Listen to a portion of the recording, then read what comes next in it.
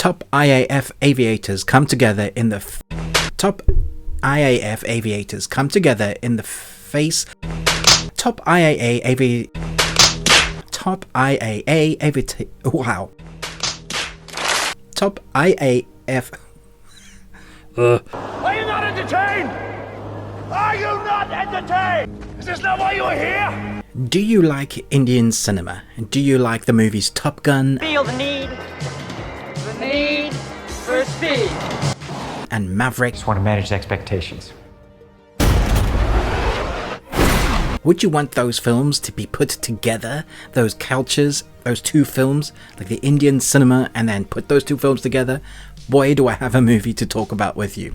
Let's jump in. Top IAF aviators come together in the face of imminent danger to form air dragons. Fighter unfolds their camaraderie, brotherhood, battles, internal and external. So you have an incredible cast here, but we mostly focus on Patty, which is the equivalent of the Tom Cruise character Maverick.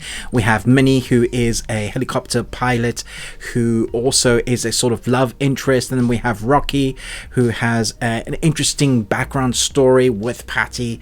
But when I say it's basically Top Gun and Maverick smushed together, I mean that. The stories are very similar to what goes wrong in the missions, to what goes right in the missions, to how our character Patty has to go on a learning experience, to becoming an instructor. All of that is kind of shaping the story that we've seen before. If you've not seen the Top Gun movies, you'll go into this thinking that it's a much fresher storyline that you've never seen before. And what makes the 2 hour and 45 minutes runtime is taking those two storylines from Top Gun and Maverick, putting them together, then adding MTV music style videos inside of that. Really good looking people, guys that have abs on their abs, and all walk around in slow-mo. And when I talk slow-mo, this whole film has a ridiculous amount of slow-mo. It's something that I've kind of gotten used to now in Indian cinema, especially when it comes to this epic style of movie. So once the edit is done in this film, I'm sure they do this, is that they've gone and put all their stories together. They've taken like where they want to put their music story, their music videos, to kind of interchange into like the next step of the story that they're going to do giant exposition with their music, and then go into the narrative of the big action set piece. Once they have that all done, I'm sure they go and then hit the slow-mo button for every single piece. Even when they're talking, they don't speak in slow-mo, but it could be dialogue over it, so you're kind of hearing what they have said already, and then they'll walk in slow and do the hero pose. You know, at some point in the film, I was expecting half to see a Zack Snyder slow-mo moment where somebody's like making crops and pouring the grain in slow-mo, pouring a cup of coffee in slow-mo. I jest, but it is that amount. However, all the cheesiness that you get in this, all the slow-mo, all the shiny people with good abs, and gorgeous looking females, perfect looking people. There's a quality to this type of film that I remember watching way back in the 90s, early 2000s. It's an action movie that kind of, it knew what it was. It wasn't hard to differentiate between who the good guys were, who the bad guys are, and then just enjoy it for that. You can kind of escape. So what I miss about a lot of American and British cinema, a lot of the time we take ourselves so serious, like cinema is art. There's different styles of art. Sometimes you just want to escape and see the good guy win, because there's so much shit and crap that happens in our world today. Seeing a hero or bad guys triumph over evil, and you knowing who the bad guy is, because let me just say, the bad guy is such a character from like a Final Fantasy character. Dark, straight hair, is big and strong, and he is bad for the sake of bad, and so you know the evil atrocities he does. He's very superficial in his makeup of who he is as a person. We don't get much background story from him. Just know that he is evil, and the things that he does, he's going to torture people and blow people up, because that's what he does. He's the bad guy. Anyway, so you're going to know who you're rooting for. You're going to know who you're not rooting for, and then you're going to sit back and enjoy that intermission that comes halfway through. And I was like, when's the last time I had an intermission in the film?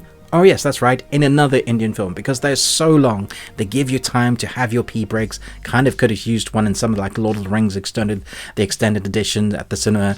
Definitely need a pee break. This was a lot of fun, and like I was mentioning, back in the 90s, those films knew what they wanted to be. A lot of the times they were unashamedly cheesy, ridiculous dialogue, but there was such a fun adventure escapism to it that you didn't mind. You expected them to be larger than life characters, and that's what you're getting here. So although this is very much like Top Gun, which is very cheesy, and Maverick, which is cheesy in places, they are almost more grounded than what this film is. Now when it comes to the flying, beautiful looking flying, there is a lot of like airbrushing. It feels like some of the stuff is fake, even though you're very close to the action and it's well filmed. I still think the flying in Maverick is better than what you get in this film. I'm not saying it's not good, but when you're setting the bar from what Tom Cruise did with the cameras inside the cockpit and making the actual actors fly in those jets, I think you feel the difference. So this feels like an action blockbuster movie, tongue-in-cheek type of thing, with a bit of singing and dancing, and you do feel the time somewhat, because I felt like in the middle I was like, whoa, it's really taking its time to reach that crescendo of a big action piece. And when we do get to that action, it's like a 30 minutes long, maybe 35 minutes long action. It just starts and it doesn't stop until we reach that end, which is great. But we have spent 2 hours building up characters, going through that slow-mo, having our music videos. So don't go into this expecting Top Gun or Maverick just. There's a lot more padding, there's a lot more music, there's a lot more slow-mo. If you took out all the slow-mo in this film, I don't know how long this film would be. And I still enjoyed it because it knew exactly what it was. It was a lot of fun. And part of the reason was that I happened to watch, I was the only white guy in the audience. I think there were a bunch of varying Indian people that were obviously different age range, and they all really enjoyed it. Some of them were taking pictures. As soon as they saw someone they really liked, they kind of whooped and hollered. Not a lot, not enough to distract me, but it was more the atmosphere of watching a film with people that really wanted to be there, that was celebrating Indian cinema, and that made me enjoy the film so much more. So if you can, go and watch it with a full cinema of people that want to be there. Normally people want to be there because they're paying their money, they're excited to see this film, but you can sense it. You can sense the atmosphere of people that are really celebrating what they're watching, and I appreciated that, so it made the experience that much better. So I'm going to give it 3.5 Nicolas Cages out of 5. You got one. It's probably a 3, but with that added atmosphere, it's definitely worth checking out.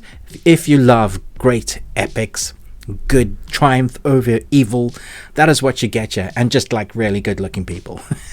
Thanks so much for watching this, but most of all, until next time, remember, live long and Tuesday.